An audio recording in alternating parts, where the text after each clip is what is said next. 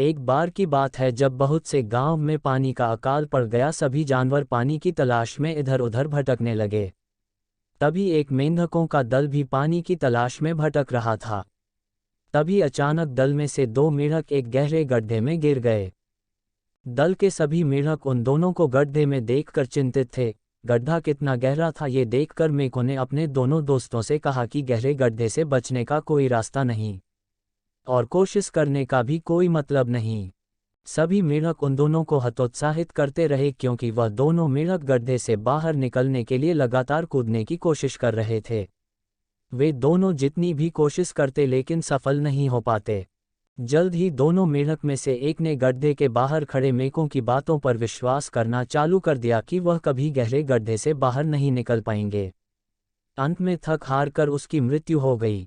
लेकिन उसी गड्ढे का दूसरा मेंढक अपनी कोशिश जारी रखे था। उसने अंत इतनी ऊंची छलांग लगाई कि वह गड्ढे से बाहर निकल आया। ऊपर खड़े सारे मेंढक देखकर चौंक गए और उस पर आश्चर्य किया कि उसने ये कैसे किया। अंतर इतना है कि दूसरा वाला मेंढक बहेरा था। उसने बाहर खड़े मेंढकों की बातें नहीं सुनी थी, यानी किसी ने भी उससे ये नहीं कहा कि तू नहीं निकल सकता। बहरे मेंढक को कूदता देख उससे ये लगा कि लोग मेरा इंतजार कर रहे और मुझे बाहर निकलने के लिए उत्साहित कर रहे। इस विश्वास के साथ उसने अपनी हिम्मत जारी रखी और एक ऊंची छलांग लगा दी। हमने क्या सीख? इस कहानी से हमें ये सीख मिलती है कि दूसरों की राय आपको तभी प्रभावित करेगी जब आप उस पर विश्वास करेंगे। बेहतर इसी में है कि आप खुद पर ज़्यादा विश्वास कर, यकीनन सफलता आपके कदम चूमेगी। भारत के उत्तरी कराची में हैदराबाद से 7 मील की दूरी पर दक्कन कुलगंडा नामक एक शहर है जो अब पाकिस्तान में है। वहाँ एक किसान अपने खेतों में बीज बो रहा था। सुबह हो गई थी। घोड़े पर बैठे हुए इलाके के नवाब वहाँ से गुजरे तो किसान को मेहनत करते देख नवाब ने सोचा कि क्यों ना ज़रा किसान का हालचाल पूछ लूँ। वो घोड़े से उतरे और खेत के किनारे पर पहुँचे और किसान से पूछा, क्यों भाई तुम खेत में इतनी मेहनत कर रहे हो, कितना कमा लेते हो, क्या कोई फ़ायदा होता है या नहीं? किसान ने सिर उठाया और नवाब से पूछा, क्या फ़ायदा नवाब साहब? फसल काटने के बाद मैं इसे 4 भागों में बांटता हूँ।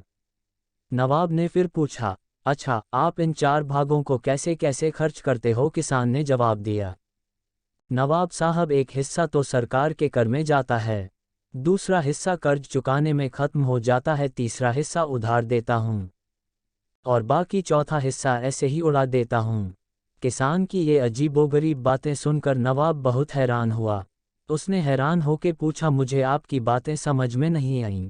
मुझे अच्छी तरह से बताएं, आप उधार चुकाते हैं और कर भी देते हैं, पर ऐसा कौन सा कर्ज है जो आप हर फसल पर चुकाते हैं, और फिर वो कौन है जिसे आप हमेशा उधार देते हैं और फिर 1/4 हिस्सा आप ऐसे ही उड़ा देते हैं? किसान ने जवाब देते हुए कहा, नवाब साहब सच तो यह है कि मेरे पिता ने एक साहूकार से पैसे उधार लिए थे। पिता की मृत्यु के बाद मैं उनका ब्याज चुकाता हूँ और सरकार को करों का एक हिस्सा चुकाया जाता है, दूसरे हिस्से का भुगतान किया जाता है, और तीसरा हिस्सा किसे देते हो? नवाब ने पूछा। किसान ने कहा, मैं इसे अपने 2 बेटों पर खर्च करता हूँ ताकि वे बुढ़ापे में मुझ पर खर्च कर सकें। नवाब ने पूछा, और आप इस हिस्से को क्यों बर्बाद करते हैं? किसान ने कहा, मेरी भी एक बेटी है। आप जानते हैं कि आजकल दहेज के बिना कोई शादी नहीं होती है और दहेज एक बेकार की रस्म है। चौथा भाग मैं इसे उसके दहेज के लिए रखता हूँ। मेरी नज़र में यह पैसा पैसे की बर्बादी है। उद्धरण चिन्ह। नवाब उसके इस जवाब से बहुत खुश हुआ और किसान को इनाम के तौर पर बड़ी रकम देकर चला गया। दोस्तों, अगर आपको ये कहानी अच्छी लगी हो तो नीचे दिए गए शेयरिंग बटन को दबा के शेयर जरूर कर दें। शुक्रिया।